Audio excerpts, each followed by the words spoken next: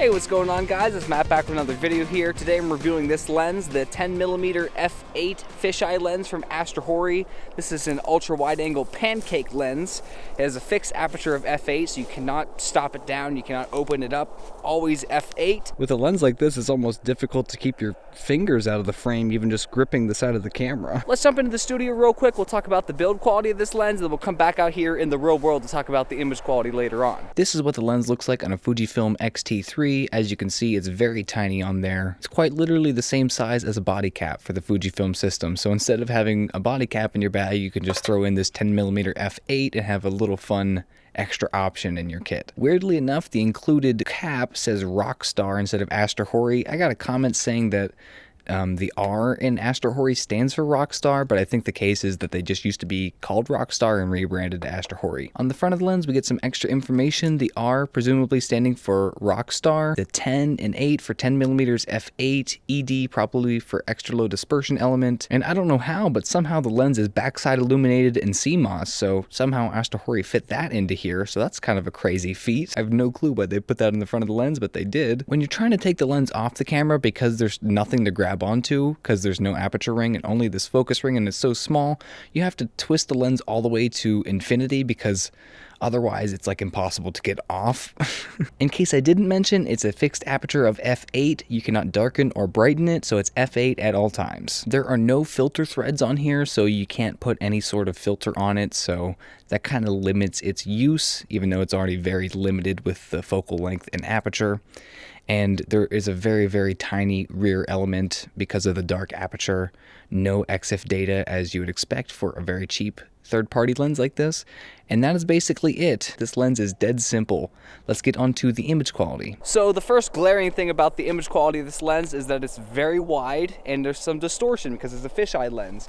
So just to show you on screen, this is this 10mm lens versus the Fujifilm 10 to 24mm lens at 10mm.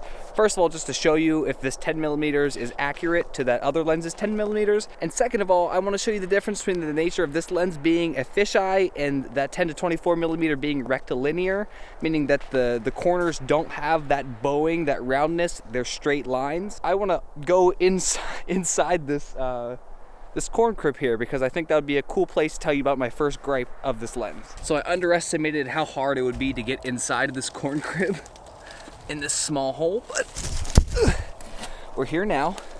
I just thought it'd be cool to be in here because we have these leading lines and you can see the distortion as things get near the edge of the frame, that bowing. I just thought it'd be a cool thing to show. So my first gripe with this lens is the fact that it does not have a filter thread.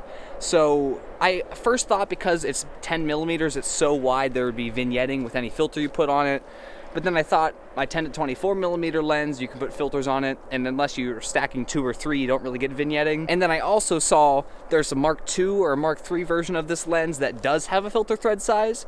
So first of all, I don't know why AstrHori would send me this old version of the lens without that, especially if they updated that problem. And second of all, it's just a lot less usable without a filter thread because, like, I'm out here filming video right now. I can't even film in log because the base ISO is too high in order to get a proper shutter speed for motion blur. If that's important to you, you usually have to use an ND filter if you're filming outside. Because you don't have that capability, I had to take it out of log in order to get my ISO low enough. I'm at ISO 320. That's not ideal to not get the full dynamic range that my camera is capable of because of that limitation, so I wish there was the ability to put filters on it. Right now the sun is coming out and I need to raise the shutter speed. I have to forget about my friendly motion blur type thing just to get proper exposure. But one of the biggest drawbacks obviously of this lens is that it's a fixed f8 aperture that makes it practically useless in low light unless you're doing some pretty heavy-handed noise reduction, which is not undoable with today's AI noise reduction. Just not ideal. Unless you're doing long exposures on a tripod, that's totally doable, but the nature of this being a fisheye, you're probably not going to be using it very often for that. I'll put a picture on screen of my dog Ace here. I took at minimum focus distance on this lens. The minimum focus distance of 0.3 meters is really not very close, and that's really accentuated by the fact that it's 10mm, so it feels even farther away. I do wish it focused closer. That's one of the nice things about my 10 to 24mm Fuji lens is that it focuses so close to those wide angles. No one ever talks about how hard it is to walk and talk at the same time in a vlog. I'm constantly having to catch my breath. Am I just out of shape? I don't know. You might be able to see here, the flaring on this lens is not the best. There's no sun stars because there's no aperture blades, so you can't have sun stars. Not a lot of dynamic range in the sky because I'm not shooting in log, not by choice. I have some examples of this lens flares pretty bad, which is kind of to be expected. You can't really mount a lens hood on it because of how small it is, and usually small lenses flare. Also because the lens is so simple, whenever you focus it, you just move all the optics at once. So if you're focusing in the middle of a video shot and you have flare at the same time, you see that flare circle around as you change your focus, which is a little bit distracting. A couple weeks ago when I first got this lens, I took it out to Shingletown Gap, which is just a local nature place to go on a walk.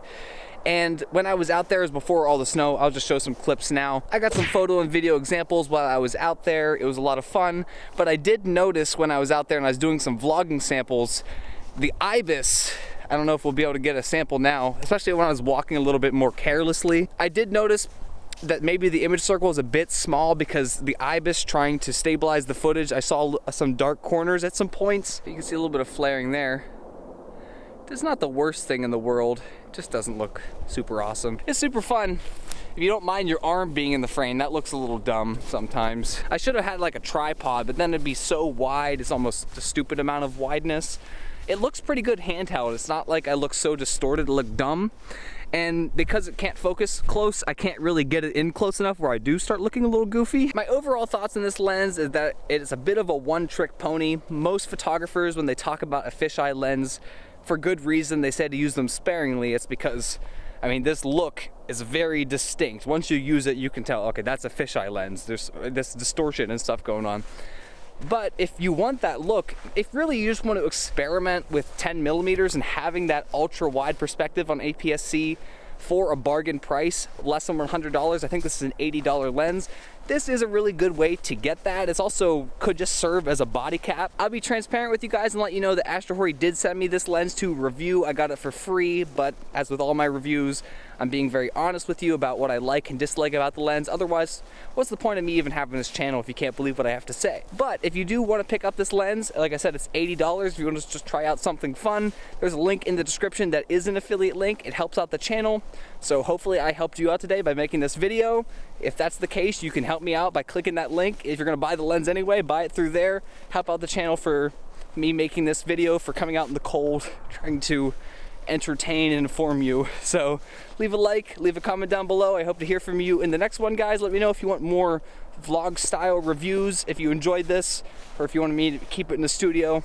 I don't know. I'm just trying out some stuff in 2024. See you in the next one, guys. Peace.